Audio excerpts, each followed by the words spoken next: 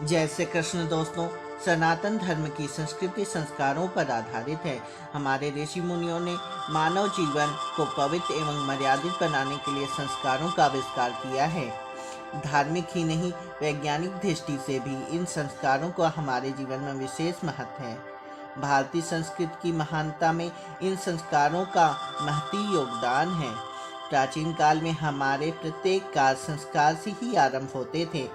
उस समय संस्कारों की संख्या लगभग 40 थी। जैसे जैसे समय बदलता गया तो कुछ संस्कार स्वतः ही विलुप्त हो गए।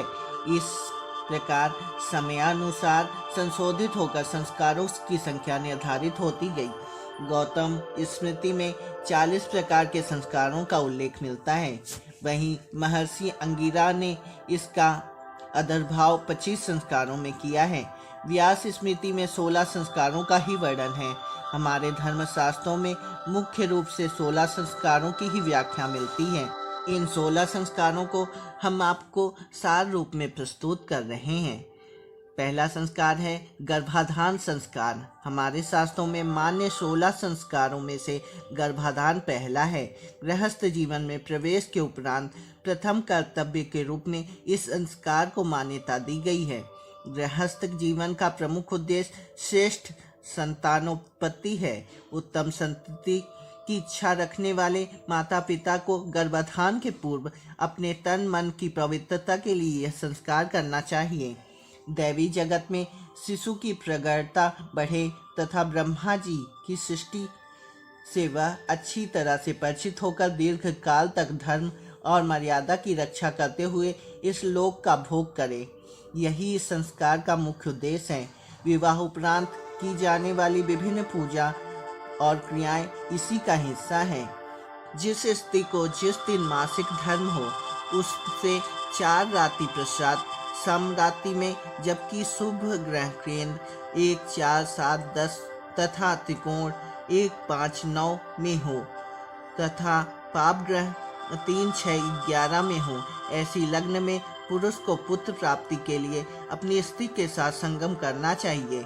मृगशिरा, अनुराधा, श्रवण, रोहिणी, हस्त तीनों उत्तरा, स्वाति, घनिष्ठा तथा शतभिषा इन नक्षत्रों में सृष्टि को छोड़कर अन्य तिथियों में तथा दिनों में गर्भाधान करना चाहिए। भूल कर भी शनिवार, मंगलवार, गुरुवार को पुत्र प्राप्ति के लिए संगम नहीं करना चाहिए। दूसरा संस्कार है पुष्पवसन संस्कार। गर्भ ठहर जाने पर भावी माता के आहार, आचार, व्यवहार, चिंतन, भाव सभी को उत्तम और संतुलित बनाने का प्रयास किया जाए। हिंदू धर्म में संस्कार परंपरा के अंतर्गत भावी माता पिता को यह तथ्य समझाए जाते हैं कि शारीरिक मानसिक दृष्टि से परिपक्व हो जाने के बाद समाज को श्रेष्ठ तेजस्वी नई पीढ़ी देने के संकल्प के साथ संतान पैदा करने की पहल करें। उनके लिए अनुकूल वातावरण भी निर्मित किया जाए। गर्भ के तीसरे माह में विधिवत पुष्पवन संस्कार संपन्न कराया जाता है, क्योंकि इस समय तक गर्भस्थ शिशु के विचार तंत्र का विकास प्रारंभ हो जाता है।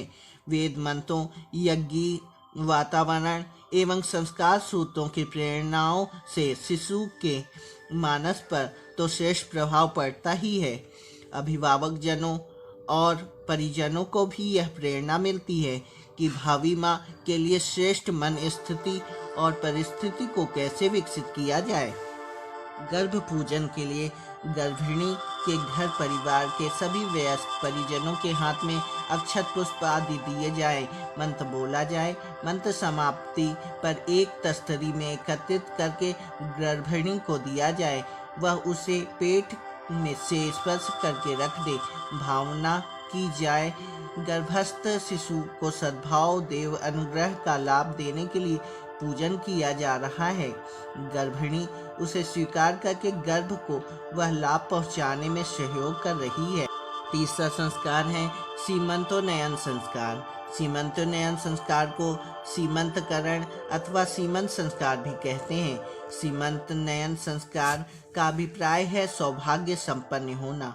गर्भपात रोकने के साथ साथ गर्भस्थ शिशु एवं उसकी माता की रक्षा करना भी इस संस्कार का मुख्य उद्देश्य है। इस संस्कार के माध्यम से गर्भिणी स्त्री का मन प्रसन्न रखने के लिए सौभाग्यवती स्त्रियां गर्भवती की मांग भरती हैं। यह संस्कार गर्भधारण के 6वें और 8वें महीने में किया जाता है।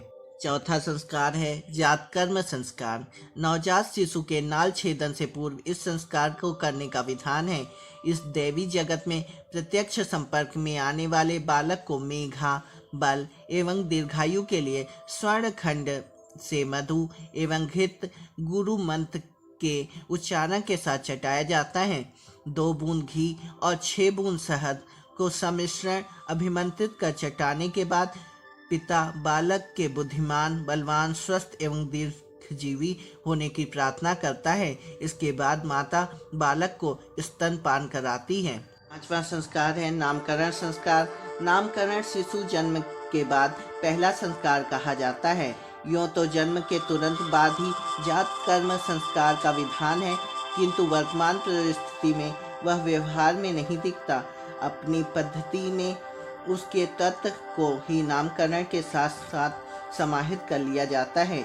इस संस्कार के माध्यम से शिशु रूप में अवतरित जीवात्मा को कल्याणकारी यज्ञ वातावरण का लाभ पहुंचाने का सत प्रयास किया जाता है। जीव के पूर्व संचित संस्कारों में जो हीन हो उनसे मुक्त करना, जो श्रेष्ठ है उनका आभार मानना अभिष्ट होता है।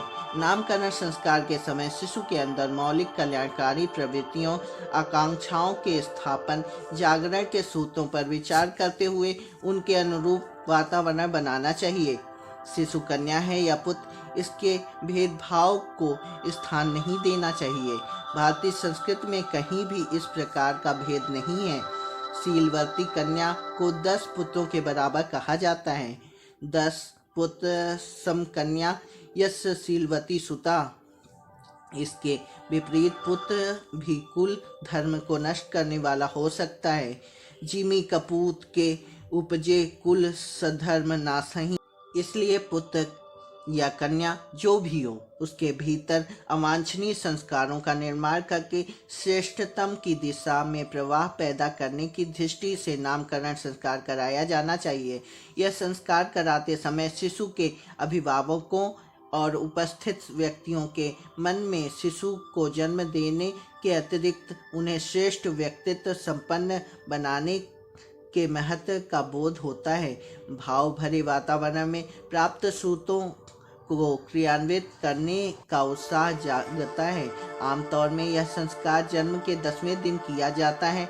उस दिन जन्म सूतिका का निर्माण, शुद्धिकरण भी किया जाता है। यह प्रस्तुति कार्य घर में ही हुआ हो तो उस कक्ष को लीप पोत कर धोकर स्वच्छ करना चाहिए। शिशु तथा माता को भी स्नान करा के नए स्वच्छ वस्त्र पहनाए जाने चाहिए। उसी के साथ यज्ञ और संस्कार का कर्म वातावरण में दिव्यता घोलकर अभिष्ट उद्देश्य की प्राप्ति के लिए करना चाहिए। यदि 10वें दिन किसी कारण नामकरण संस्कार न किया जा सके तो अन्य किसी दिन बाद में भी उससे संपन्न करा लेना चाहिए। घर पर, प्रज्ञा संस्थानों अथवा यज्ञ स्थलों पर भी यह संस्कार कराया जाना उचित है। 6वां संस्कार है निष्क्रमण संस्कार। निष्क्रमण का अभिप्राय है बाहर निकालना। इस संस्कार में शिशु को सूर्य तथा चंद्रमा की ज्योति दिखाने का विधान है। भगवान भास्कर के तेज तथा चंद्रमा की शीतलता से शिशु को अवगत कराना इसका उद्देश्य है। इसके पीछे मनीषियों की शिशु को तेजस्वी तथा विनम्र बनाने की परिकल्पना है। उस दिन देवी देवताओं के दर्शन तथा उनसे शिशु को दीर्घ एवं यशस्वी जीवन के लिए आशीर्वाद ग्रहण किया जाता है। जन्म के 4थे महीने इस संस्कार को कराने का विधान है। 3 माह तक शिशु का शरीर बाहरी वातावरण, तेज धूप, तेज हवा आदि के अनुकूल नहीं होता। इसलिए प्रायः 3 मास तक उसे बहुत सावधानी से घर में रखना चाहिए।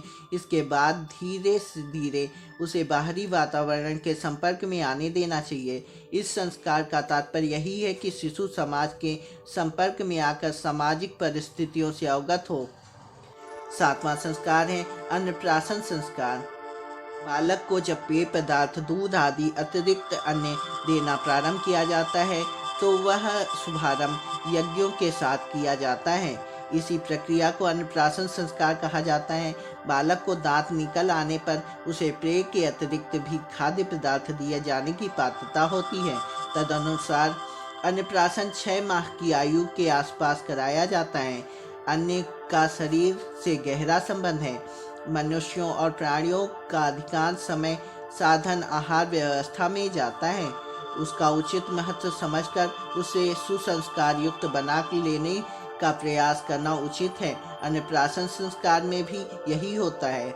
अच्छे प्रारंभ का अर्थ है आधी सफलता। अन्नहार के क्रम को श्रेष्ठतम संस्कार युक्त वातावरण में करना चाहिए।